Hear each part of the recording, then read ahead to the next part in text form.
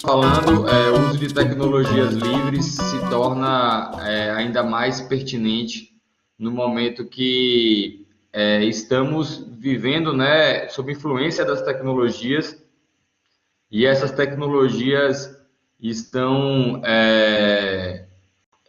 influenciando a nossa sociedade, como a gente decide, como a gente pensa, inclusive como a gente vota, né?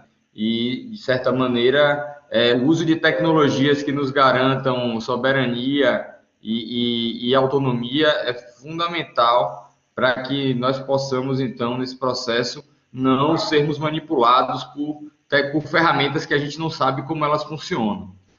Então, dentro dessa apresentação, né, o objetivo é que a gente fale em 40 minutos e também sobre tempo aí para a gente poder conversar aí, debater sobre o que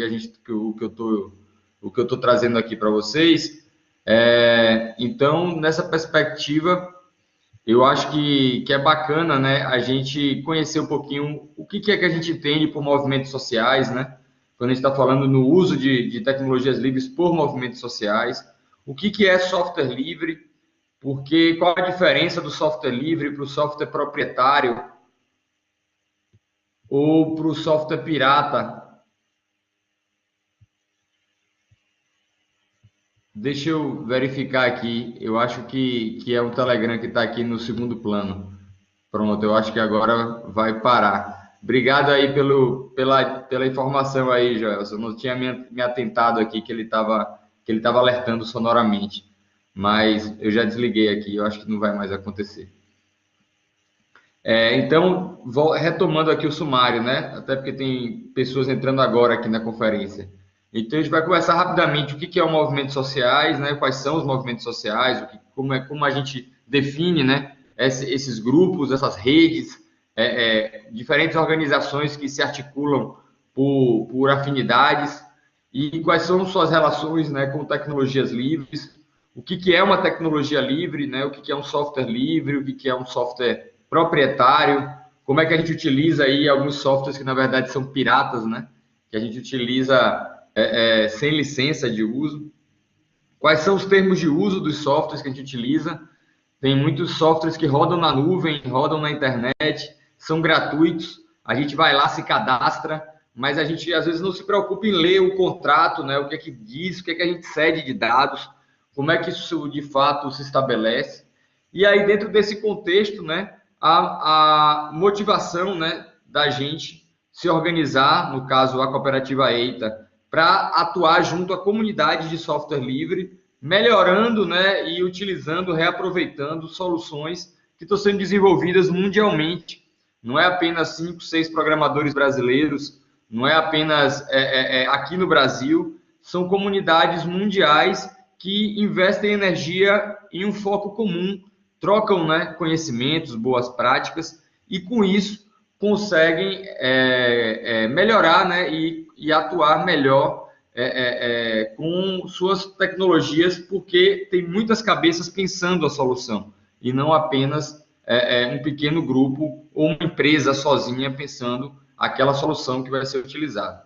Nessa perspectiva, eu espero terminar a apresentação apresentando 4 soluções, né, 4 aplicativos que a EITA, que a nossa cooperativa trabalhou e desenvolveu, mas nenhum desses aqui a gente desenvolveu do zero. Todos esses, como eu falei, envolvem, né, softwares livres que são desenvolvidos por comunidades. Então, eu vou falar do Responsa, que é um aplicativo de celular. Então, quem tiver aí um Google Android, né, tiver um celular que utiliza a tecnologia Android, pode instalar esse aplicativo. O Beiras, que é um acervo multimídia, o InfoSambas, que trabalha com a parte de dados abertos, e por último o Rios, que é uma plataforma de comunicação, de compartilhamento de documentos, né? Que aí substitui um pouco algumas ferramentas que a gente está acostumado a usar no dia a dia, porém essa é uma solução livre né, que a gente instala e implementa numa nuvem criptografada e nossa, e que os dados estão seguros e protegidos. Então, a gente vai primeiro passear um pouco por essas definições, esses conceitos, e depois a gente vai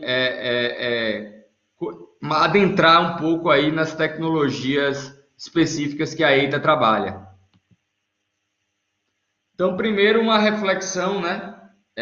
A gente está aí muitas vezes recebendo, né, estímulos e energias, né, da sociedade, e muitas vezes esses estímulos tecnológicos que a gente recebe, eles não são um sinal, né, de uma sociedade que está sadia, né? O que a gente faz hoje com o celular e a maneira como a gente utiliza essas tecnologias nunca foram antes experimentadas por nenhuma geração, né? Nós somos cobaias dessas tecnologias. Uma geração antes de nós não tinha uma comunicação instantânea no bolso, uma câmera, uma filmadora, jogos, né, que fornecem dados de posição geográfica via GPS, como esse cartoon que mostra ali a pessoa caçando Pokémon, né, no meio do caos do cotidiano. E uma frase, né, que é para a gente refletir um pouquinho antes dessa apresentação, que não é sinal de saúde estar bem adaptado a uma sociedade que está doente de certos valores, né, e de certas preocupações. A gente está vivendo aqui no Brasil aí um desejo, às vezes, né, de violência excessiva, de perda de direitos, de perda de legitimidade de movimentos sociais. E essa apresentação, esse debate, né, esse webinar, discute, né, como movimentos sociais podem usar tecnologias livres. Então, no momento onde a gente está, onde o ativismo está sendo considerado uma coisa ruim e nociva à sociedade, a gente não pode estar bem adaptado, né? Só achando que a gente está aí em redes, integrados, utilizando redes sociais e se posicionando, curtindo boas postagens, né? Como se isso fosse suficiente para a gente mudar a realidade que está no nosso entorno. Então, a gente tem um caminho muito longo pela frente e, atualmente, ainda mais árduo e mais difícil, mas a gente tem que seguir lutando, porque não existe alternativa a não ser a união e o trabalho colaborativo. Nessa perspectiva, né, o que são movimentos sociais? Movimentos sociais é uma expressão técnica, né, que designa a ação coletiva de setores da sociedade ou organizações sociais para defesa ou promoção no âmbito das relações de classe, de certos objetivos ou interesses, tanto de transformação como de preservação da ordem estabelecida na sociedade. Eu peguei essa definição da Wikipedia, mas eu acho que ela é bem ampla, né, e engloba aí que não é uma corrente ou não é necessariamente uma ideologia, mas os movimentos sociais, eles representam uma forma de expressão da sociedade, né? A sociedade se expressa através dos movimentos sociais, seja quando ela se depara com dificuldades, né, com adversidades ou com ameaças, seja quando ela precisa preservar, ela precisa proteger, né, algo que está estabelecido já na sociedade, um direito, né, que a gente tenha que está ameaçado, ou a própria natureza, né, se a gente não lutar pelo que a gente já tem aí, a gente vai perder, né, os bens naturais. Então, os movimentos sociais, eles se engajam, né, eles se unem através de causas comuns, algo que une, né, um conjunto de coletivos ou indivíduos, seja um território, seja um tema, seja um direito, como eu estava mencionando. Então, isso, na verdade, é o que une, né, os diferentes movimentos sociais. E também designa uma ação coletiva de setores, né? Ou seja, o movimento social não fica só passivo, emitindo opinião. O movimento social não gosta disso, não se agrada disso. Na verdade, o movimento social ele se expressa, né, através de ações coletivas. E isso é que mostra o peso e a força de um movimento social. Um movimento social que é capaz de mobilizar, de demonstrar capacidade de comentário, de debate da sociedade sobre alguma causa, sobre algum tema. Isso é provocado muitas vezes ou por uma ação, né, ou por alguma campanha, alguma iniciativa que esses movimentos acabam debelando de maneira articulada, de maneira organizada e cada vez mais através de tecnologias digitais, né? Se a gente pode considerar que os caminhoneiros são um movimento social do Brasil, né? E eles mostraram o poder que eles tinham quando eles conseguiram, né, parar o Brasil no meio desse ano, em maio, quando eles fizeram aquela paralisação. Então, é uma ação coletiva, né, uma expressão de um setor da sociedade que estava organizado através de tecnologias digitais, né? Então, essa é uma vertente das tecnologias digitais hoje, poder organizar movimentos sociais. E aí vem uma certa discussão, né, sobre o software proprietário e também a questão da autonomia, né? Qual é a soberania que a gente tem quando a gente utiliza tecnologias que a gente não controla, né? Existe uma frase na informática, né, que é programe ou será programado. Isso também não precisa ser levado ao pé da letra, como se todo mundo na sociedade fosse virar programador. Mas você saber o que roda no seu dispositivo, você saber, né, quais são as linhas de código que estão naquele sistema. E quando eu digo você saber, não é você ser um entendido de informática que vai entender cada linha de código.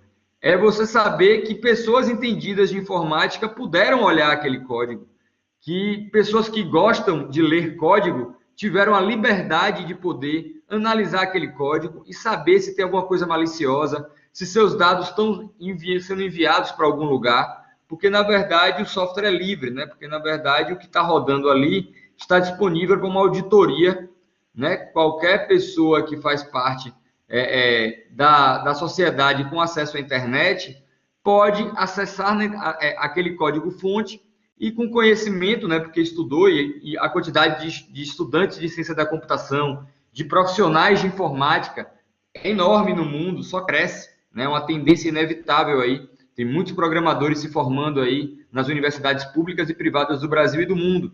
Então, isso mostra que quando um software é livre, ele está aí à disposição de uma auditoria de qualquer um desses profissionais, porque o código é livre. Então, quando nós, né, participantes, integrantes de movimentos sociais, estamos nos articulando para fazer um enfrentamento à sociedade, a setores conservadores, a questões que a sociedade algum direito está sendo ameaçado, será que, ou então quando a gente está querendo, inclusive, debater com multinacionais e grandes organizações, né? Por exemplo, se nós quiséssemos debater contra a Nestlé, que está querendo comprar o aquífero Guarani, é um exemplo, né? Aí movimentos ambientais podem estar querendo debater sobre a importância, né, da gente fazer um enfrentamento, a gente lutar contra essa privatização das águas subterrâneas do Brasil.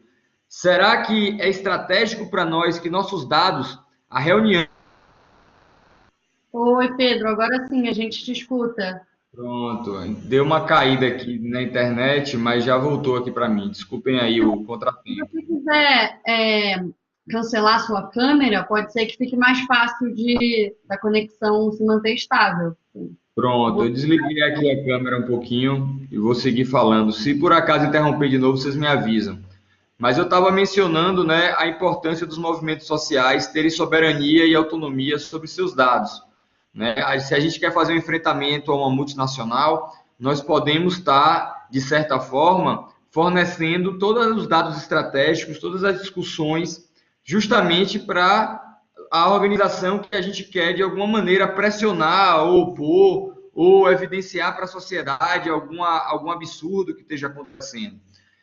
Se a gente for pesquisar um pouquinho, os mesmos acionistas da Bayer e da Monsanto são os acionistas do Facebook.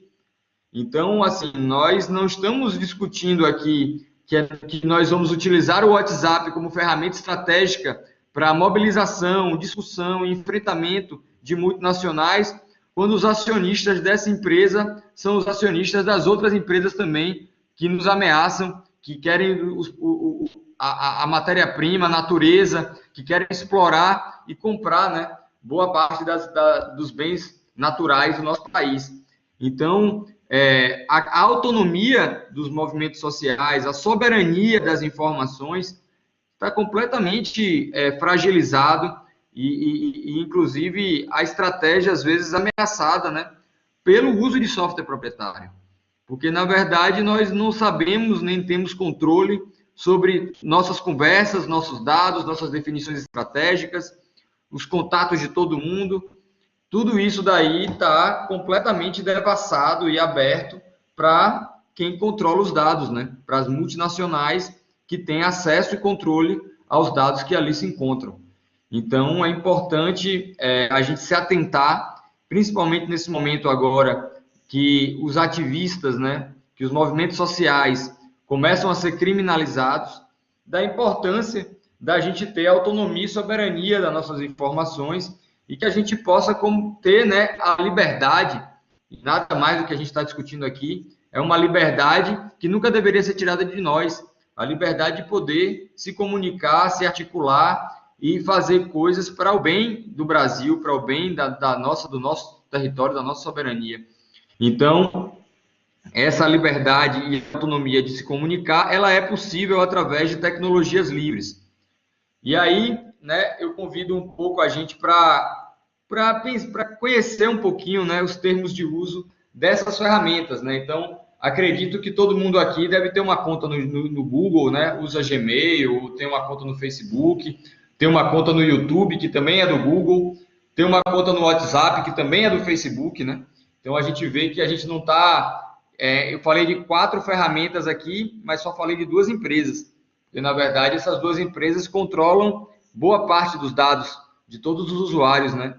Porque os usuários se apoiam nessas ferramentas para poder se comunicar no seu dia a dia e para fazer as articulações das suas organizações. Então, por exemplo, uma cooperativa de tecnologia pode estar passando todas as informações estratégicas, né, do que ele está fazendo para uma empresa de tecnologia que, teoricamente, a gente quer oferecer alternativas às soluções que eles oferecem. Então, como é importante para a EITA, né, ter soberania e autonomia dos nossos dados. Está na nossa própria nuvem. Isso se aplica também a outras organizações de outros setores, né, que também estão querendo se articular, se comunicar e não gostariam de ter, né, seus dados estratégicos, seu planejamento de ações exposto previamente, né, para quem pode comprar ou quem é dono, né, das empresas que controlam esses dados. Então, eu vou fazer um compartilhamento aqui rapidamente do meu desktop aqui, só para mostrar o termo de uso do YouTube. Só um minutinho. Para a gente poder dar continuidade aqui à nossa atividade. Deixa eu achar aqui o menu. Compartilhamento de tela, somente um aplicativo. Esse aqui. Compartilhar.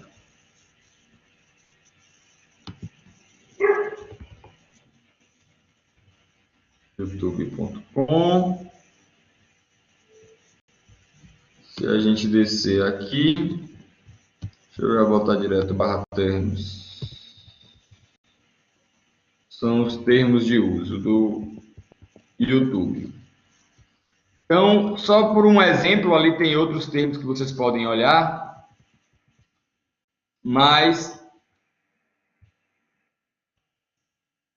esse item C aqui, ó, é o item mais importante que a gente deve analisar quando estamos lendo esse contrato enorme, né? Vocês podem ver que o contrato ele é bem extenso aqui, tem várias cláusulas, vale a pena, todo mundo que usa o YouTube, né, como repositório de vídeo, é importante entender o que a gente cede, né, no nosso contrato aí, o que a gente aceita, né, por esse serviço que está sendo prestado pelo Google, né. O ponto mais importante nesse contrato é o número 6, letra C.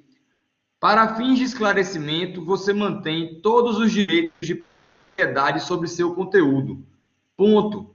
Podia acabar aí, né? Eu acho que a gente podia dizer que seria justo se a gente mantivesse nossa propriedade sobre um vídeo que a gente gravou, que a gente editou, né? A gente ficou 3 horas da manhã, 4 horas da manhã, vendo o sol, esperando o sol nascer, com muriçoca mordendo a gente, pernilongo. A gente estava lá, a gente produziu o vídeo, editou, o YouTube vai vender propaganda em cima do vídeo, né? Já é suficiente por isso, né? Ele já vai ter lá uma renda por nos hospedar esse vídeo na internet.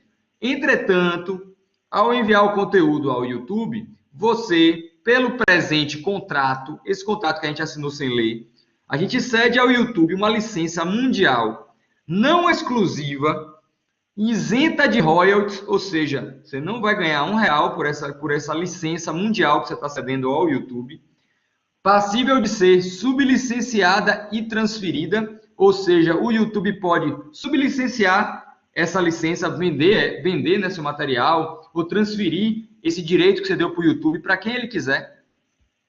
Para quê? Para usar, redistribuir, distribuir, preparar trabalhos derivados, ou seja, criar outros produtos, né, que ele possa monetizar em cima da sua obra, exibir e executar o conteúdo em conexão com o serviço e o YouTube, seus sucessores e afiliados, ou seja, todas as organizações que interessarem a eles, né, parceiras, inclusive, mas sem se limitar à atividade de promoção e redistribuição parcial ou total do serviço e trabalhos derivados em qualquer formato de mídia e através de qualquer canal de mídia.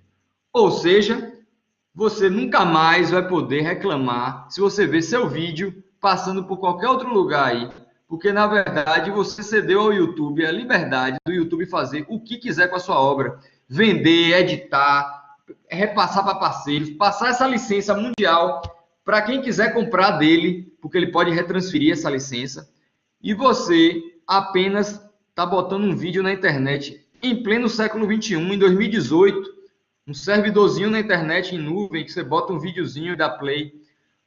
Isso é o que o YouTube lhe oferece. Claro, ele lhe oferece também audiência. Teoricamente, você bota seu vídeo lá e já vai virar um sucesso, mas não é bem assim. Quem tem vídeo no YouTube sabe que às vezes o vídeo está lá e só tem 18, 30, 50 visualizações. Não é um vídeo que viraliza porque está no YouTube, né? Você tem que divulgar muito o YouTube para você viralizar o vídeo. Então, você promove o YouTube mais do que o YouTube promove você. Mas, na prática, você está dando para o Google todo o material audiovisual da sua organização, do seu movimento social, para o YouTube revender e fazer o que quiser. Então, você é uma comunidade indígena, e aí você está fazendo, gravando, né, vídeos da sua cultura, da sua identidade visual, lá da sua tradição indígena. Aí você sobe isso no YouTube. Aí você mora no Espírito Santo. Aí a Aracruz Celulose quer fazer um vídeo dizendo que ela cuida dos índios, mesmo ela fazendo o deserto verde, monocultura de eucalipto, né, destruindo várias áreas indígenas, né, para poder exportar papel para o exterior, né? Então, vamos dizer que a Aracruz Celulose queira fazer um vídeo justamente com a imagem dos índios que ela ajuda a ficarem, né, sem território, ou que prejudicam, ou que de alguma maneira está em confronto ou enfrentamento. A Aracruz Celulose pode ir no Google e comprar vídeos daquela comunidade indígena que ela justamente prejudica e botar esse vídeo no seu vídeo institucional dizendo que ela ajuda os índios. Se o índio quiser processar a Aracruz Celulose e a Aracruz Celulose tiver comprado isso do Google, o índio não vai poder processar.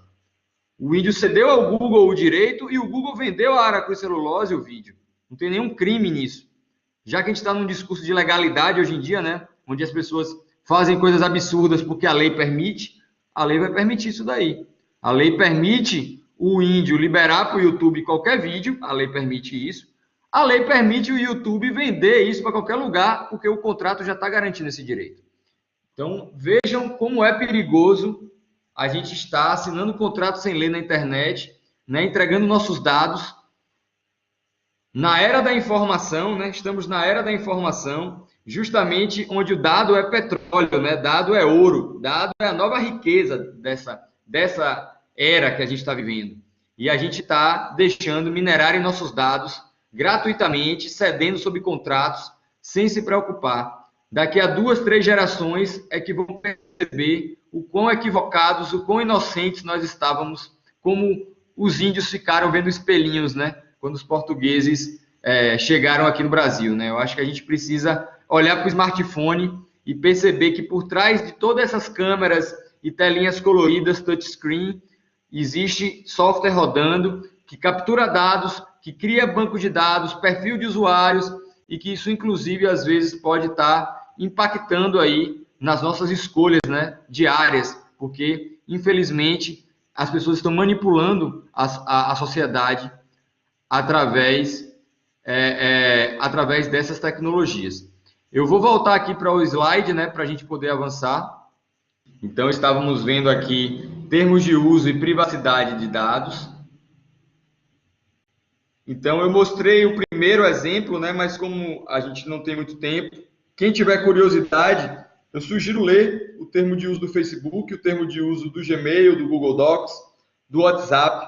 Vocês verão que todos esses você está cedendo dados, você está abrindo mão da sua autonomia, da sua soberania, para que essas organizações possam ganhar dinheiro em cima dos dados e elas te oferecem de graça um servidor na internet para você hospedar conteúdos. Isso é uma coisa que, se você quiser ter, hoje em dia não é tão caro e não é tão impossível. Essas ferramentas são maravilhosas, mas existem alternativas livres que garantem sua soberania. Então, o que é software livre, né? O que significa software livre? Então, nessa imagem aqui que a gente está vendo, se você... Exatamente, boa dica aí. Quando eu falar do Rios lá no final, eu vou falar do Jitsi, dessa ferramenta que foi mencionada, porque o Rios utiliza, né, um dos softwares livres para videoconferência, a gente utiliza justamente o Jitsi. Então, o que é software livre? Software livre é um aplicativo que a gente tem 4 liberdades, basicamente, né? A liberdade de utilizar, a liberdade de estudar o código, como eu estava mencionando, né? Qualquer pessoa, estudante de informática, profissional, pode estudar o código daquele sistema, daquela aplicação, distribuir esse código para outras pessoas, né? Então, assim, uma pessoa está precisando de ajuda, está precisando de um aplicativo para fazer uma planilha. Se eu tenho um software livre, eu posso distribuir isso e não sou criminoso. Não vou para a cadeia, não sou pirata, não sou ilegal. Eu tenho liberdade de distribuir e ajudar uma pessoa que está precisando de mim. Isso é comunitário, isso é ser humano, isso é solidariedade. Não deveria ser um crime. Até porque quando eu distribuo o meu software, eu não perco ele, né? Eu posso fazer uma cópia do software e continuo com o meu aqui. A gente pode fazer 10 mil cópias desse software. Então, distribuir um software onde ele não é escasso, né? Não existe escassez do software. Quantas cópias eu posso fazer do software? Quantas eu quiser, quantas forem preciso, quantas as pessoas estiverem desejando ter. Então isso é importante para a gente poder garantir essa autonomia, essa liberdade. A última liberdade, que também é fundamental, é a gente poder melhorar o software. Ou seja, o software livre, da forma que está hoje, não nos atende, mas ele é livre. E eu sou programador ou conheço alguém que programa computadores, eu tenho a liberdade de estudar aquele código, entender como ele funciona e melhorar ele para atender às nossas necessidades. E depois que eu melhorar, eu posso distribuir essa solução melhorada, né, para que outras pessoas utilizem a versão que eu criei. E isso envolve, então, né, o que está do outro lado ali dessa figura, o código livre e uma comunidade colaborativa, né? Então, você tem um código que está livre, que está aberto para quem deseja, e você tem uma comunidade colaborativa que ajuda, né, a manter, a melhorar, a analisar, a fazer uma auditoria, entender se tem alguma coisa ruim, maliciosa, se alguma contribuição que foi feita não merece ser incorporada à versão atual, né? Deixa a pessoa que melhorou lá com a versão dela, mas a comunidade tem uma versão que a comunidade garante. E essa comunidade, então, estuda a prova, né? Avalia as contribuições que são feitas de código para esse sistema, para essa aplicação. Então, isso é o que caracteriza uma tecnologia livre. Uma tecnologia proprietária não tem nada disso, né? Muitas vezes uma empresa sozinha é dona do código e nenhum usuário pode estudar o código, nenhum usuário pode copiar, né, o aplicativo, tem que ter uma licença para usar. Você não pode copiar o Windows, você não pode copiar o Office, né, para quem precisa. Seu vizinho precisa de uma planilha, você tem o Excel instalado no seu computador, você só pode convidar o vizinho para usar seu computador na sua casa. Mas você não pode copiar o Excel para ele, senão, pela lei, você é criminoso. Você é um pirata, né? Isso fere o direito autoral da Microsoft. Mesmo Bill Gates já sendo um dos homens mais ricos do mundo, vendendo software. Significa que ele já lucrou, já pagou todos os programadores, tem dinheiro suficiente aí para criar uma fundação e doar dinheiro para a humanidade. Mas o modelo de negócios que fez ele ficar milionário é justamente vender um CD que custa R$3 por 300, por R$500, né? E impor através dessa lei que todas as empresas têm que comprar esse software dele. Então isso faz com que o Windows, o Office, né, sejam grandes produtos, né, rentáveis, que geram milhões de dólares para essa organização. Muitas pessoas têm Windows e Office pirata no seu computador em casa, mas uma empresa está passível de ser fiscalizada, né? Como a vigilância sanitária aqui no Brasil fiscaliza um restaurante, você pode ter uma fiscalização na empresa para verificar a licença de software do seu computador. E um movimento social, né? Uma ONG, uma organização, ela funciona em um espaço público, ela tem uma sede, né? Aquele espaço pode ser visitado, pode ser fiscalizado. E uma ONG, uma associação, um movimento que receba uma multa por conta, né, do uso de software pirata, pode acabar inviabilizando, né, o seu funcionamento. Então, além, né, da soberania e além da autonomia, o software livre também é economicamente viável, né? Ele é mais fácil para uma organização sem fins lucrativos poder ter 5, 7, 10 computadores com todas as ferramentas que ela precisa para trabalhar de maneira legalizada, sem evitar que uma fiscalização acabe punindo, multando, né, e com isso inviabilizando o movimento de ter um CNPJ limpo. Aqui tem alguns exemplos, né, de softwares livres. A Audacity, né, que é uma ferramenta de áudio, serve para gravação, mixagem de áudio. Inkscape, que é uma ferramenta que serve para você fazer cartaz gráfico, serve para você fazer ferramentas para divulgar, né, panfleto, material que vai circular aí dos movimentos. GIMP para tratamento de imagens. Você tirou alguma foto, a foto ficou escura, quer recortar, quer fazer algum tipo de edição. É uma ferramenta muito poderosa. O Blender, que é um software para edição 3D, né? Tem muitos filmes de Hollywood aí que tem efeitos especiais que foram feitos no Blender, né? Tem muitas empresas, grandes empresas, que utilizam Blender, investem nesse software livre, por isso ele ganhou também uma qualidade respeitável, ele se equipara aos softwares proprietários da área. Tem o Linux, que é o sistema operacional, e aí ele tem vários sabores diferentes, né? O Ubuntu, que está logo aí do lado, é um exemplo disso, né? Tem o LibreOffice, que é uma ferramenta para edição de texto, planilha, apresentações de slides, né? Que também é software livre. Hitbox, né? Que é uma ferramenta de áudio. Python, PHP, são linguagens de programação livres. Firefox, né? O Chromium, que é um navegador que é livre. O Google Chrome, na verdade, não é livre, né? O Google tem módulos ali proprietários, mas o Google Chrome é baseado em um navegador livre chamado Chromium. E o Firefox também é um navegador livre, né? O código do Firefox está aberto. né? Então, alguns exemplos aí para vocês conhecerem, né? O Debian também é outro sabor de Linux aí também livre. E aí, como o Pinguim está falando, né? Pegue, é livre. Você pode entrar na internet, baixar a instalação. Inclusive, tem ferramentas dessa para Windows e para Mac também. GIMP, Inkscape, Audacity, LibreOffice. São aplicativos livres que rodam em diferentes sistemas operacionais. Você pode ter um Windows que tem Inkscape, GIMP, Audacity, LibreOffice e Firefox. Então, você não precisa ter o Linux rodando para rodar esses programas que a gente está falando aqui. Fiquem à vontade aí, quem não usa Linux, né, de instalar, conhecer, porque são alternativas que, se você depois dominar, quando você migrar para o Linux, você não vai mais ter dificuldade, né, de utilizar essas ferramentas. Você já vai estar já familiarizado com o uso delas, porque você já está usando no sistema operacional que você usa hoje. Quem já usa Linux, eu tenho certeza que eu não estou falando aqui nenhuma novidade, né? Já conhece esse universo aí, já conhece essas ferramentas também. E outras mais que eu não citei aqui.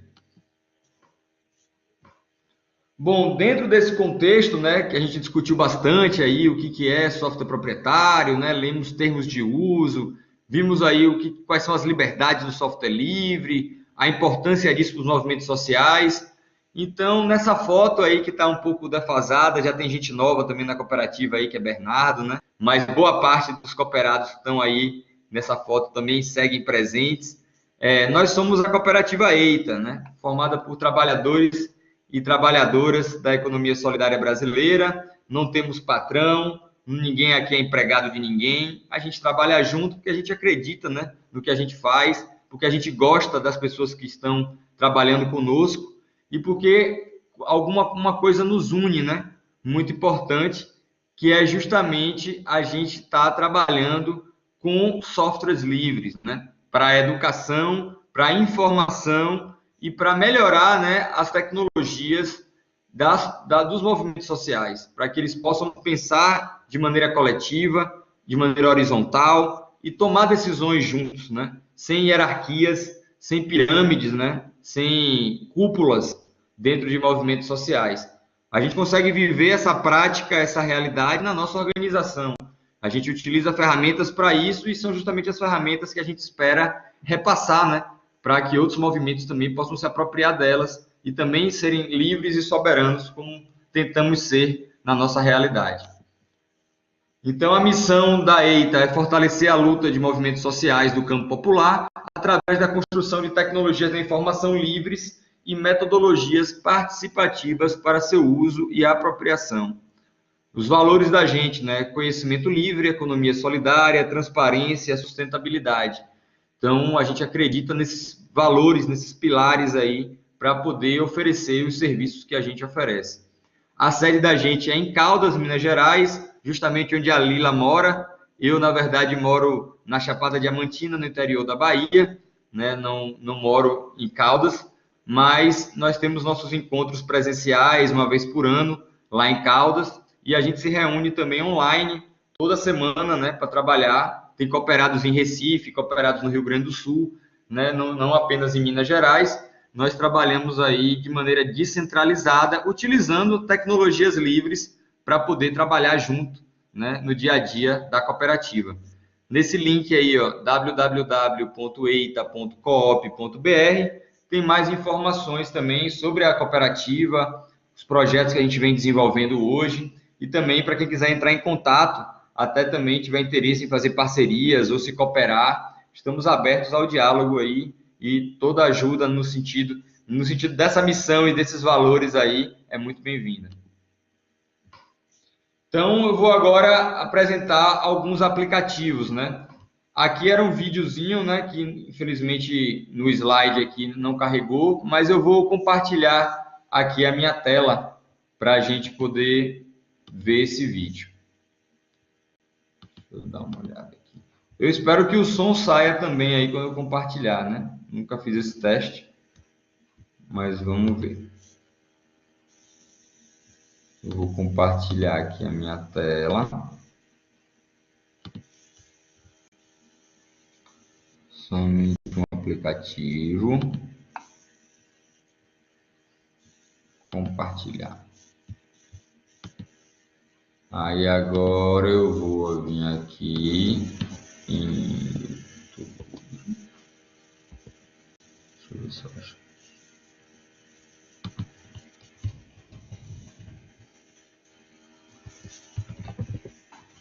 Deixa eu ver se eu acho. Pronto. Isso é um vídeo de propaganda, né? Só um teaserzinho de 1 minuto.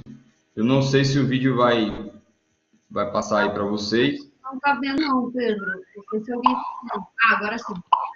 Agora sim. Tá vendo?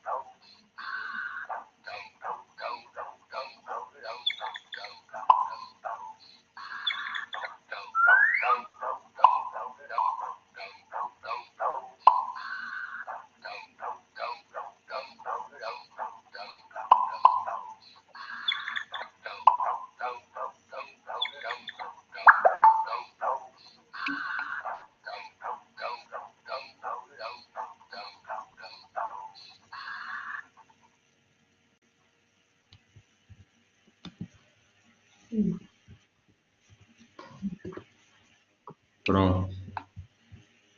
Deixa eu fechar aqui. Vamos para o compartilhamento. É um videozinho de propaganda apenas para mostrar as funcionalidades, né, do aplicativo. Ele não traz as telinhas, né? As telinhas eu vou mostrar aqui agora no slide. Quem tem celular com Android rodando, né, pode entrar nesse link que está aqui do lado ou pode pesquisar Responsa na loja do Google ou no F-Droid, né? Para quem não usa a loja do Google, já usa um celular fora do Google Android, mas você pode instalar esse aplicativozinho aqui, ó, no seu celular. Esse aplicativo vai trazer um mapinha com todos os pontos, né, georreferenciados no mapa, onde você pode encontrar hortas comunitárias, pode encontrar feira de economia solidária, produtos orgânicos, né, produtores orgânicos.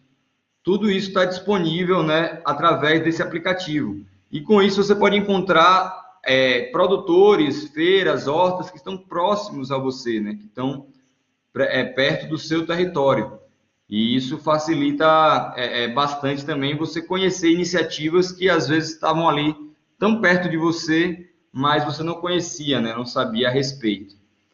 Então, fica legal aí, como aqui está no computador, né, e é um aplicativo de celular, quem tem um celular que usa Google Android, quem quiser instalar, pode conhecer melhor e interagir através do aplicativo. Ah, legal, Alessandra, que bom que você está baixando aí. Quem também tiver interesse aí, pode baixar gratuitamente nesse link que eu deixei disponível. A outra ferramenta é o InfoSambas. O InfoSambas, ele oferece dados, né? E a gente pode fazer justamente um cruzamento de dados e entender, às vezes, ou um território ou um recorte, né, de certas informações de um determinado território. Então, a Lila passou, né, o link para vocês por e-mail, mas eu vou compartilhar aqui a tela para a gente navegar um pouquinho no InfoSambas depois. Eu vou botar aqui no chat o link. Se você puder botar, Lila, por favor, no chat o link do InfoSambas, mas eu vou compartilhar aqui a tela depois e navegar um pouquinho no sistema. Aqui, ó, é um exemplo, né? InfoSambas do município de Salvador. Então, ele tem aqui alguns gráficos, ó, sobre a destinação do lixo de Salvador. Ele tem abastecimento de água. Ele tem, por exemplo, a população por raça e cor na zona urbana e rural, né? O comparativo, né? da população. Então, isso são bases de dados que o sistema consegue acessar, consegue combinar, comparar, né, e agregar também dados de diferentes fontes e exibir através de gráficos, né, através de infográficos informativos, com interatividade, para que o usuário possa selecionar ou um determinado recorte temático ou um determinado território. Então, isso permite, né, que a gente trabalhe com muitos dados ao mesmo tempo e entenda os dados de maneira mais eficiente. Então, questões de saneamento rural, questões de comunidades tradicionais, são alguns exemplos de recortes que o sistema permite. Eu vou interromper aqui os slides de novo e vou passar para compartilhar o link o site para vocês verem. Só um minutinho.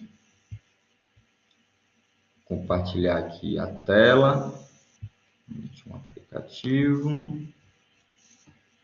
compartilhar aqui.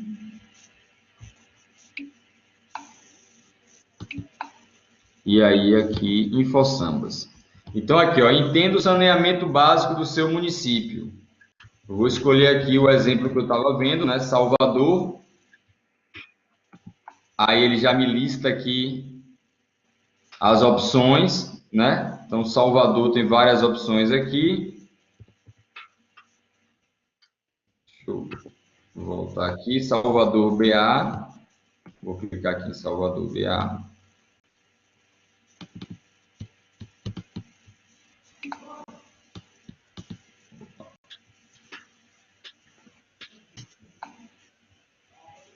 Opa, peraí que no meu clique aqui deu alguma zicazinha. Deixa eu ver aqui. Opa, acho que deu algum... Deixa eu acessar por um outro endereço aqui, pessoal. Rapidinho. Foi um problema na base de dados aqui. Eu vou entrar pelo InfoSambas. Ah, não, ele está redimensionando. Deixa eu tentar acessar por um outro elemento aqui. Aquele erro que ele deu ali foi um erro de banco de dados. Eu acho que... aqui. Vou pegar aqui uns exemplos aqui, né? Aqui ele está pegando e explicando os componentes do sistema. Aqui ele está mostrando, por exemplo, esgotamento sanitário. Aí ele traz um gráfico aqui de dados, né, referentes ao esgotamento sanitário da zona rural. E aqui ele traz por ano e o percentual, né? Através de vala, através de fossa e através de rede geral, né? A rede de saneamento de esgoto. Então, a gente vê aqui como é baixo, né? E como é abaixo o que realmente é saneado no nosso país. O erro que está dando ali, infelizmente, eu vou ter que verificar depois da nossa apresentação, mas é um erro de consulta para fazer o recorte territorial, né? Por município. Eu vou clicar aqui em município, só para a gente não perder muito tempo, mas depois vocês podem voltar nesse mesmo endereço aqui e fazer essa pesquisa que vai funcionar. Foi algum erro que deu, infelizmente, aí, recente e que eu não tinha detectado. Ele ainda está dando aqui, ó. Na verdade, ele está dando um erro para mim, que é muitas tentativas, né? E está mandando eu esperar 15 segundos. Eu não sei se, na verdade, se outra pessoa tentar e testar, talvez nem dê esse erro aí. Mas eu vou verificar por que eu fui bloqueado aqui, mas ele não está filtrando os dados. Não sei se alguém aí testou e deu o mesmo erro, ou se conseguiu navegar sem problemas. Ô, Pedro, você colocou Salvador, parece que faltou um R. Será que não foi isso? Mas tenta abrir aí para ver se você consegue. Eu acho que pode ser um problema da base, mesmo se for esse o caso, eu vou ter que verificar depois da apresentação. Mas eu acho que não foi isso não. Quando eu seleciono Salvador aqui, o meu usuário está dando um bloqueio. Isso pode ser alguma coisa de segurança do servidor aqui, eu não tenho certeza. Eu lamento que tenha dado esse probleminha aí, pessoal, mas, de toda maneira, como eu mostrei nos slides, a proposta do sistema é um pouco a questão de filtrar dados, né, e exibir gráficos para facilitar. Então, esse é um pouco o objetivo do sistema. Deixa eu ver se eu consigo exibir através dos biomas aqui, para vocês. Então, aqui ó, é um recorte por bioma, não por cidade. Aqui está funcionando legal, né? Tipo, na Amazônia, como é que está a canalização do esgoto? Como é que está o abastecimento de água? Qual é o tipo de esgotamento sanitário da Amazônia? Né? E isso são dados, né, que a gente vai pegando de fontes que vão sendo atualizadas, né? Então, vamos ver na Caatinga, por exemplo, aqui no Nordeste, né? A gente tem aqui ó, abastecimento de água, canalização, tipo de esgotamento sanitário, destinação dos resíduos sólidos, qual é a realidade do bioma da Caatinga e como é que esses dados estão se estruturando, né? Então é um pouco a possibilidade de ver esses dados, que às vezes são dados brutos, né? Através de gráficos, através de exibição de informação mais fácil, né? Para a gente poder gerar artigos científicos, artigos jornalísticos, né? Beber dessas fontes aí com mais propriedade.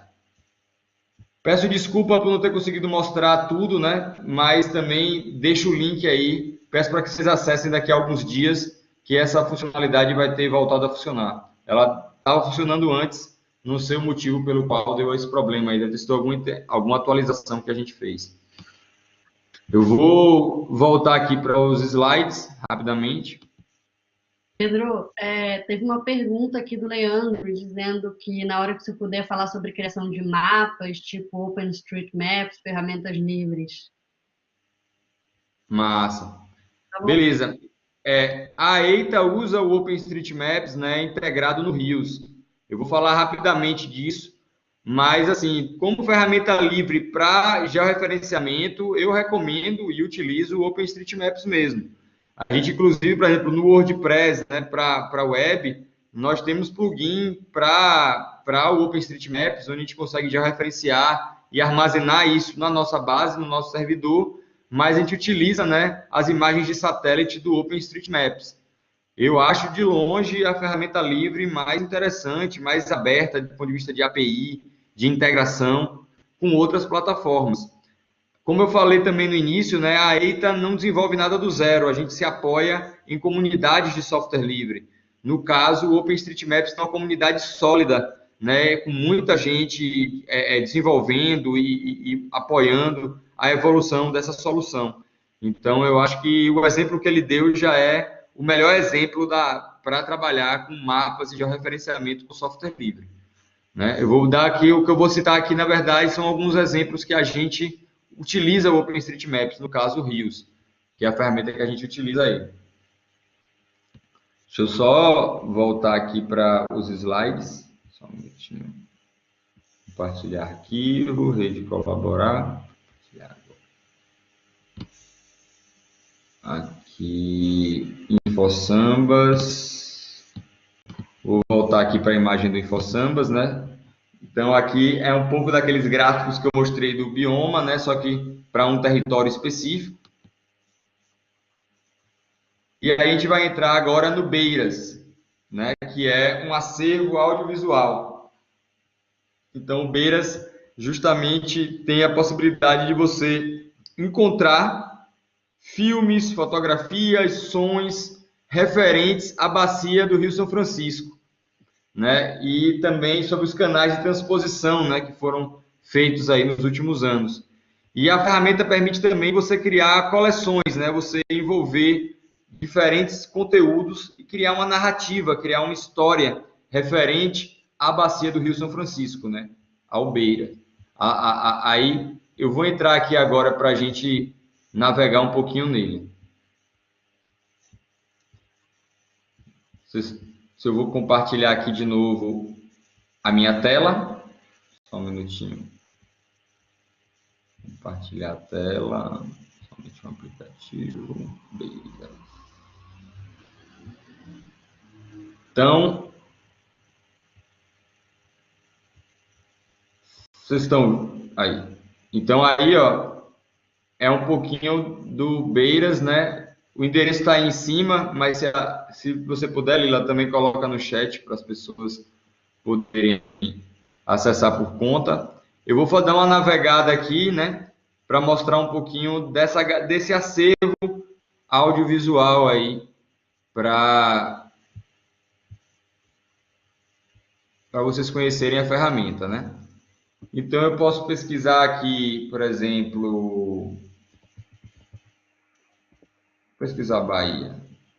Se tiver alguma coisa. Então, eu pesquisei Bahia.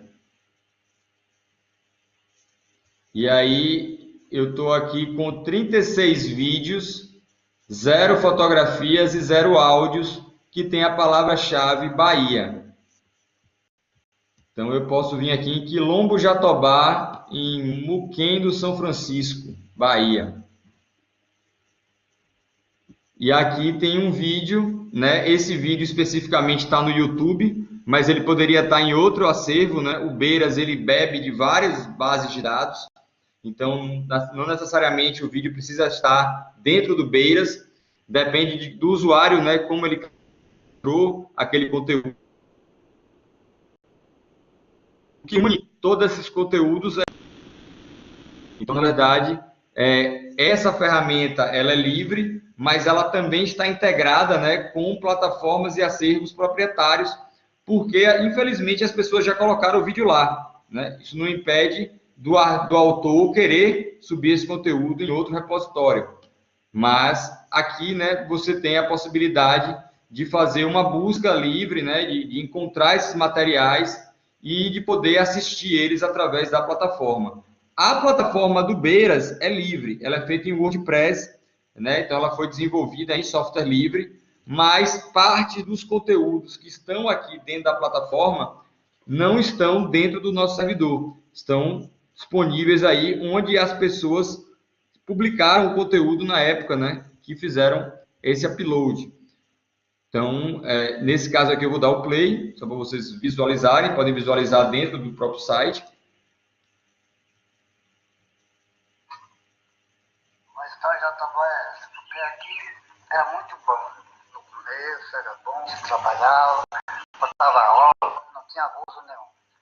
Poucos anos para cá, o fazendeiro começou a abusar, você não pode criar, você não pode botar roça em lugar nenhum, porque o fazendeiro não deixa, você não pode nem tirar ir lá fora cortar um pau, fazer um cabo de chara, não pode, porque eles não deixam. Criar pior, caçar peixe também de jeito.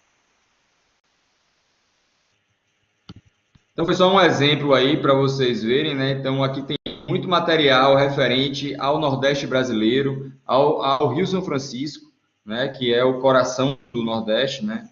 Passa por 4 estados, é muito importante, né? Para toda a região. Então também passa por Minas, né? O Rio São Francisco não é só nordestino, ele nasce em Minas Gerais. Também tem conteúdos aí relacionados à parte inicial do Rio.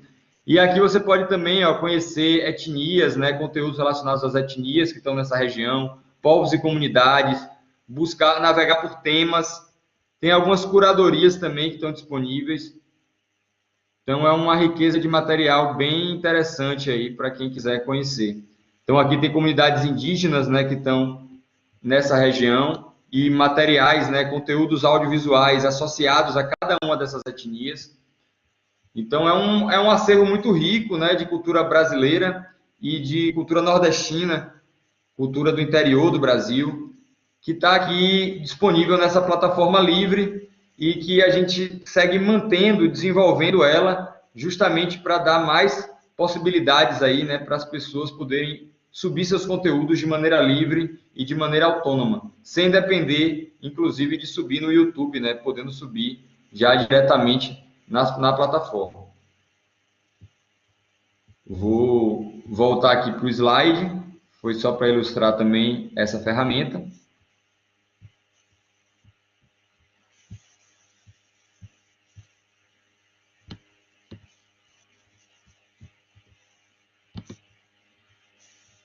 Vou voltar aqui para o slide, só um minutinho.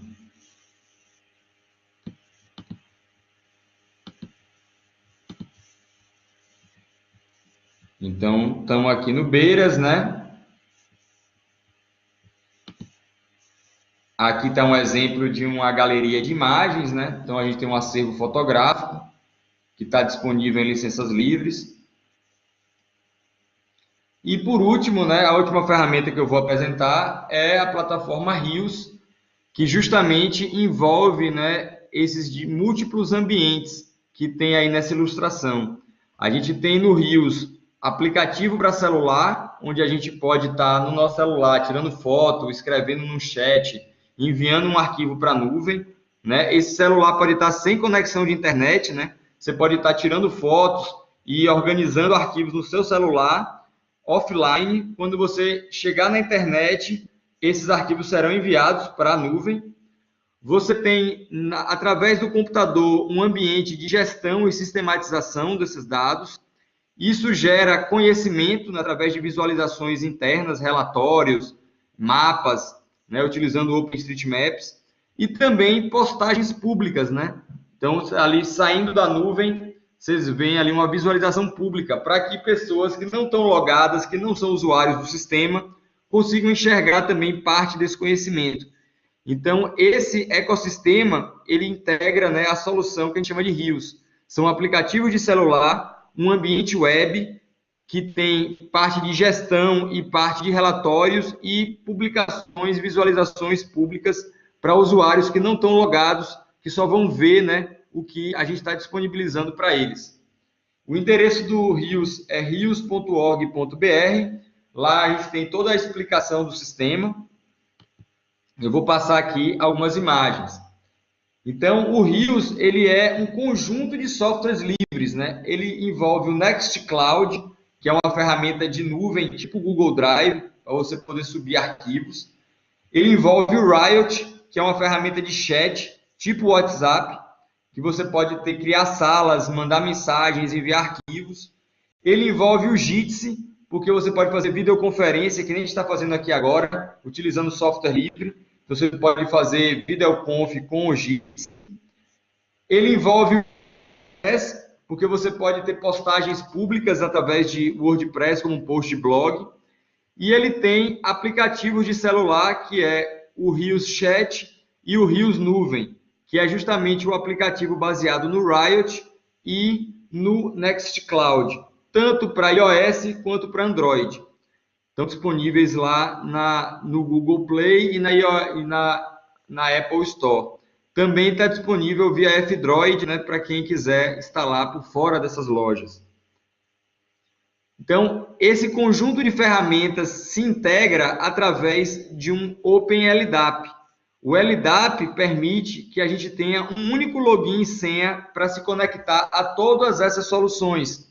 Não precisa eu entrar com login e uma senha no Riot, um login e uma senha no Nextcloud, um login e uma senha no WordPress. Na verdade, uma vez só eu entro com o login e a senha e automaticamente eu já estou logado em todas essas soluções, porque, na verdade, o Rios, né, une essas soluções através de uma interface gráfica unificada. Todas elas são softwares livres, né? E a gente roda isso no servidor da gente, que está na Kentrust Host, que é uma cooperativa de hospedagem que fica no Canadá. É uma cooperativa da economia solidária, só trabalha com software livre e tem servidores.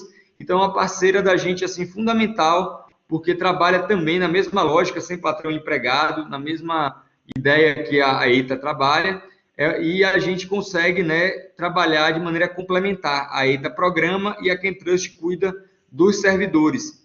Também, nesse momento aí que a gente está vivendo hoje no Brasil, nossos dados estarem, né, criptografados em uma nuvem no Canadá, né, com uma cooperativa de software livre, isso nos dá também uma margem de segurança, né, de que a gente não vai ter esses dados aí invadidos, nem também isso não está numa empresa, né, multinacional ou numa empresa comercial americana de servidores. A gente está hospedando isso realmente junto à economia solidária mundial, com movimentos, né, com cooperativas que pensam e que compartilham dos mesmos ideais e filosofias da nossa cooperativa aqui no Brasil. Então, isso para a gente também é fundamental ao oferecer a solução Rios para nossos parceiros. Aqui tem algumas telinhas do Rios, ó. Então, eu vou passar aqui rapidamente, né? Aqui é a telinha de chat. A gente tem as salas, os usuários das salas e as conversas, né, que estão disponíveis. A gente tem aqui a videoconferência, né? Tem um Jitsi aí que está integrado dentro da sala. Você pode botar aplicativos que ficam integrados, né, dentro da sala. Então, tem uma sala de Jitsi específica associada a uma sala aqui do Riot, né, dentro do Rios. Então, você pode estar fazendo videoconferência, compartilhando tela, como a gente está fazendo aqui hoje, dentro do Rios, com software livre. Aqui você tem como georreferenciar arquivos, né, também. Então, aqui mostra um OpenStreetMaps, onde você tem um arquivo, que é o trabalho em grupo, e ele está georreferenciado em Porto Alegre. Então, você tem como subir arquivos, né, que estão dentro da nossa nuvem. Aqui do lado tem as pastinhas, né, comunicação, documento, formação. Você pode enviar arquivo, criar pastas, criar um pad, pode criar também uma planilha. Esse pad e essa planilha são editáveis online, né? Então, é o Etherpad e o Social Calc. Também são softwares livres, feitos por comunidade de software.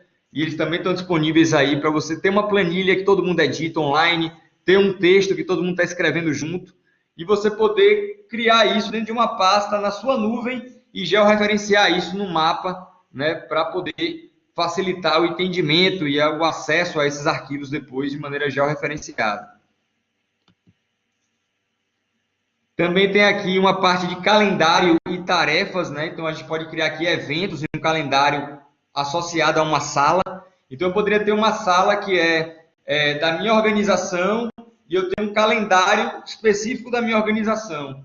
Dentro da minha organização, eu tenho um grupo de trabalho, eu tenho uma sala daquele grupo de trabalho, eu tenho uma pasta com os arquivos do meu grupo de trabalho e eu tenho um calendário com eventos daquele grupo de trabalho específico. Você pode criar quantos calendários você quiser, dentro desse calendário, quantos eventos você quiser. Então, aqui do lado, você tem a opção de criar um novo calendário, né? Vou pegar aqui a mãozinha, ó. Você tem aqui, ó, novo calendário. Aqui você tem os calendários, né, que estão criados. E aqui está sendo criado um evento, né? Reunião presencial da cooperativa. E esse evento faz parte do calendário EITA. Está aqui escrito o calendário que esse evento faz parte. Aqui você tem a parte de tarefas, né? Você pode ter listas de tarefas diferentes. Então, para cada lista de tarefas, você pode ter subtarefas também, ó. Questões gerais é uma tarefa. E aqui, ó, subtarefas da tarefa questões gerais. Então, você pode ter aqui uma tarefa reunião em Floripa e uma subtarefa que é mobilizar os participantes. Então, eu já estou encerrando aqui, Lila. Eu vou passar aqui os últimos slides. Tem formulários online, né? Você pode fazer um formulário de inscrição, você pode ter aí avaliação do evento, avaliação da oficina. Você pode criar formulários que não estão no Google, nem tá dentro do seu servidor, dentro do WordPress, formulários públicos. Tem também um módulo de moeda social, né, para pagamentos em moeda social, que a gente também está desenvolvendo, que a gente também já está aí disponível para um dos usuários do Rios. Aqui são os planos de assinatura, né, para quem quer usar o Rios para a sua organização.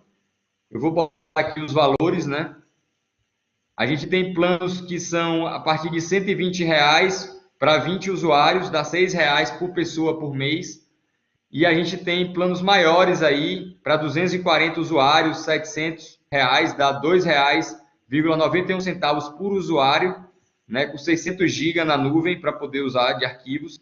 E a gente oferece 50% de desconto para movimentos sociais. Ou seja, o plano de 120, na verdade, custa R$ 60, R$ 3 apenas por usuário. O plano de 700 custa, na verdade, R$ 350. Dá menos de R$ 1,40 por usuário. Menos de R$ 1,50 por pessoa que queira realmente ter um chat, ter uma parte de arquivos, ter um calendário, tarefas próprio seu, né, na sua nuvem, criptografado, sem estar no Google, sem estar no Facebook, gerando autonomia para o seu movimento social, né? Então, essa é a preocupação da gente em criar essa plataforma, é também garantir um serviço seguro, que funciona 24 horas e que, de fato, é acessível, né, e para os movimentos poderem pagar. Esse dinheiro aí, a gente não visa lucro, né? O objetivo é melhorar o sistema, pagar os programadores, pagar o servidor e garantir que o sistema funciona com eficiência. A gente também não fica com os dados, não vende os dados, não se apropria dos dados. O contrato do Rios, ele é bem transparente de que os dados pertencem ao usuário. A EITA não tem direito de trabalhar, de manipular, de repassar, nem de usar esses dados para nada. Esse é o nosso compromisso, né? E que bom que a gente tem aí a Fiocruz, a rede de produtoras colaborativas e o polo de reuso de eletroeletrônicos do Recife, que utilizam diariamente o Rios para fazer a gestão dos seus trabalhos colaborativos. Bom, era isso. Gratidão aí pela atenção. Eu vou abrir agora para perguntas. Qualquer dúvida, questão adicional aí que vocês queiram saber, estou à disposição. Um outro mundo é possível com economia solidária e tecnologias livres. Uma andorinha só não faz verão, né? Precisamos estar juntos para transformar essa realidade e construir aí um mundo mais do nosso jeito. Muito obrigada, Pedro. Muito boa a apresentação. A gente fica muito feliz de poder oferecer aqui pela Rede Colaborar e conhecer melhor o trabalho da EITA e poder recomendar, é muito bom. Se alguém aqui tiver alguma pergunta, pode levantar, erguer a mão aqui ou escrever no chat. Eu vou aproveitar para colocar um recado aqui da Rede Colaborar.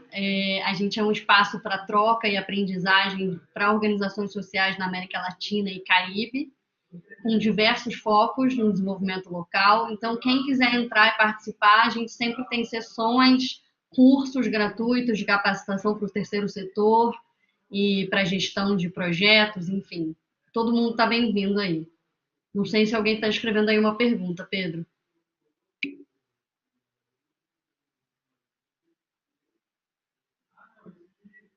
Tem uma pergunta aí para você, Pedro. Eu vi a pergunta aqui. Legal, então. Eu trabalho hoje na EITA 20 horas da minha semana, né? Eu também trabalho no Instituto Intercidadania, que também trabalha com software livre, é um instituto sediado em Recife. Eu sou vice-presidente do instituto e eu trabalho com projetos relacionados também a conhecimento livre, educação, economia solidária e software livre. E muitas vezes a gente trabalha em sinergia com a EITA, né? O Instituto Intercidadania tem projetos para serem executados e os programadores, né, a equipe técnica que executa os projetos é a nossa cooperativa de software livre. Então, são trabalhos complementares. Muitas vezes o Intercidadania tem mais educadores, trabalha mais focado na parte formativa, realização de eventos, atividades. Eu também me envolvo nisso, né? Trabalho um pouco com fotografia, com música livre. E na EITA o foco é mais tecnologia mesmo, programação, desenvolvimento. E é onde eu dedico metade do meu tempo, né, para trabalhar na cooperativa.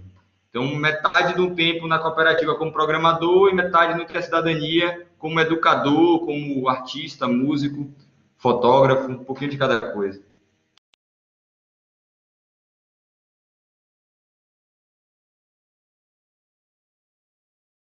Sim, na verdade, assim, eu vivo de software livre há mais de 10 anos. Desde 2007, eu só trabalho com software livre. Nunca tive que aceitar nenhum trabalho que não fosse software livre, graças a Deus, e consigo pagar minhas contas, viver com saúde e tranquilidade. Não vivo com muito luxo, vamos ser sinceros, né? Se eu quisesse viver com todo o luxo do mundo, o melhor modelo de negócio seria software proprietário, né? Bill Gates está aí milionário para nos dizer isso. Mas também a gente sabe que é uma ilusão achar que todo mundo que faz software proprietário fica rico, né? Tem muita gente aí passando o mesmo aperto que eu e trabalhando com software proprietário. Mas o nosso modelo de negócios, ele é emancipador para a sociedade, né, para os movimentos sociais, que é o público que a gente escolheu trabalhar. A gente não quer ficar rico explorando movimentos sociais, muito menos vendendo um software caro para quem hoje está passando por dificuldade para poder se manter como movimento e fazer, né, os enfrentamentos que a sociedade precisa. Então, a gente busca o modelo de software livre e a gente trabalha na economia solidária, mesmo sabendo que a gente nunca vai ser rico na vida. A gente é feliz por outras riquezas, né, que a vida nos propicia. Poder circular junto aos movimentos sociais, poder ir nos eventos culturais que os movimentos sociais organizam, saber da gratidão deles pelas tecnologias que a gente desenvolve, das trocas que a gente pode realizar juntos. isso às vezes é uma riqueza muito maior do que uma conta bancária recheada. É isso que nos motiva como cooperativa a seguir exclusivamente trabalhando com software livre.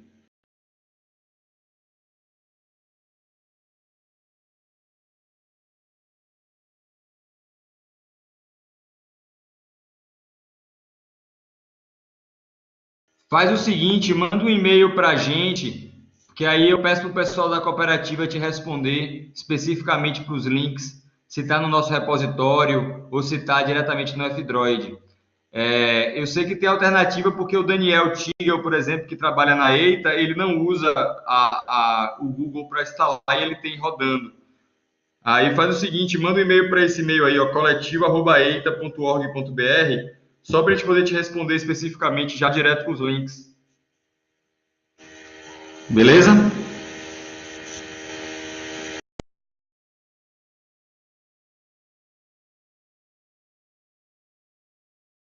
Só esperar aí essas duas últimas perguntas ou comentários, Pedro, e a gente encerra. Muito obrigada, foi maravilhosa a sessão e a gente na semana que vem vai subir na Rede Colaborar. Massa, obrigado, Lila, pelo convite. À disposição, eu também, o Intercidadania, a rede de produtoras colaborativas, para outros eventos, outras atividades dessas, se você quiser. Podemos aí seguir pensando mais atividades relacionadas a software livre e conhecimento livre. Sobre o plano individual, a gente ainda não pensou nessa ideia, né? Porque a gente está querendo oferecer alternativas para grupos, para coletivos. A gente tem esse plano aí para com 50% de desconto, sai R$60, né? Que dá para um grupo pequeno trabalhar, sai R$3 por pessoa, né? Dá até 20 usuários. A gente imagina que é um pequeno grupo, um grupo temático, né? Que quer discutir algum assunto específico. Mas em breve a gente espera ter aí um ambientezinho de trial, né, de teste, para quem quiser logar, entrar com uma senha individual, só para brincar no sistema um pouquinho. A gente vai disponibilizar isso aí também. Se você mandar um e-mail, eu posso lhe mandar uma senha para você navegar um pouco e fazer o teste. Quanto a isso aí, não tem problema não. Como eu falei, a Fiocruz está utilizando, a rede de produtoras, a própria EITA, o polo de reuso de eletroeletrônicos. Então, a gente tem aí vários usuários grandes aí, com muitos usuários no dia a dia, utilizando o nosso servidor.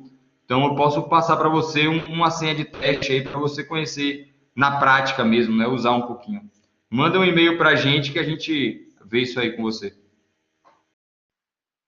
Então, a última pergunta, deixa eu só voltar aqui na Alessandra, Pedro. Só um minutinho, Jason, porque a Alessandra perguntou se a EITA trabalha também para empresas. E eu creio que sim, dependendo do projeto, né? E aí ela colocou uma pergunta aqui, você está vendo no chat?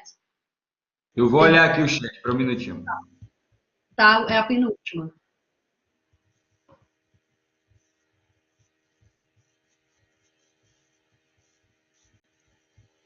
Ah, tô vendo aqui, Alessandra. Acho bacana, acho que a gente pode conversar com certeza. Se você puder mandar um e-mail para a gente explicando um pouquinho do projeto, a gente retorna, marca uma reunião e a gente pode conversar para entender as convergências. A EITA trabalha fortalecendo movimentos sociais. Não é que a gente trabalha só para movimentos sociais que nos contratem. A gente já trabalhou com algumas empresas, organizações, né, tipo fundações, que tem o interesse, né, de realizar uma ação que lá no final o beneficiado daquela ação é algum movimento social, é alguma luta da sociedade, né? Então, o importante para a gente é entender qual é a proposta do projeto, quem vai se beneficiar desse projeto. A gente discute coletivamente e, se tiver convergência com o que a gente faz, com certeza podemos construir juntos. Se não tiver, também a gente pode te indicar alguma empresa que faça, algum software livre também, que talvez já esteja pronto, vocês não precisam desenvolver nada.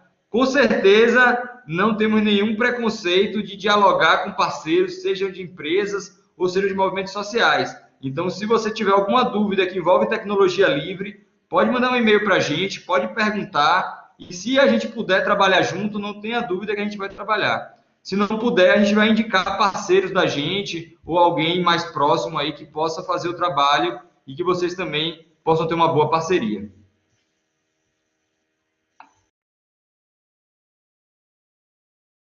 Valeu, Alessandra. Aguardamos o seu contato. Serviço de e-mail, Jason, a gente ainda não pensou em fazer. A gente tem alguns problemas com a questão de caixa de spam, né? A gente tem um servidor próprio de e-mail nosso. Às vezes a gente manda e-mail e o Hotmail considera como spam. Tem algumas grandes empresas de e-mail que meio que monopolizam as coisas, né? Eu te recomendo o RiseUp, né? Não sei se você já usa, mas é um servidor de e-mail livre, alternativo, né? riseup.net, que você pode solicitar conta de e-mail lá. Mas, infelizmente, a EITA, por enquanto, não está abraçando essa missão, não, até porque é isso, é um serviço que, às vezes, deixa a desejar, né? Se uma organização ficar mandando e-mail e cair na caixa de spam e as outras pessoas não veem a mensagem, acaba não sendo tão eficiente o e-mail que foi enviado. Então, a gente, por enquanto, só tem o nosso próprio e-mail no nosso servidor, né? A gente não oferece isso para outros. Mas se for um projeto de algum movimento que envolva criar um servidor de e-mail, a gente pode também levar para a cooperativa e conversar. Não estamos fechados a nada, não. Bom, gente, então, muito obrigada, Pedro. Acho que as dúvidas já foram esclarecidas. E muito obrigada a participação de vocês aqui do Brasil. É bem animador ver, né, que apesar de a gente ter 50 inscrições e bem menos gente ter aparecido, é assim mesmo que acontece. E é bom que a gente vai aí semeando, né, e compartilhando. Então, boa noite para vocês. Eu espero encontrá-los aí nos próximos webinars. E com certeza, Pedro, a gente vai convidar você e a EITA e a cooperativa para a incubadora, para fazer parte aqui de outros eventos. Bacana. Boa noite, pessoal. Foi um prazer estar aí com vocês e conversar um pouquinho desses assuntos que para a gente são fundamentais, né, para essa mudança social que a gente tanto precisa. A gente acredita e faz de coração, e tecnologia livre para a gente não é um fetiche ou não é um time de futebol que a gente torce. É realmente ferramentas que empoderam e que nos dão autonomia, soberania e liberdade. E é para isso que a gente luta. Uma boa noite a todos, estamos à disposição aí, seguimos em contato. Até a próxima.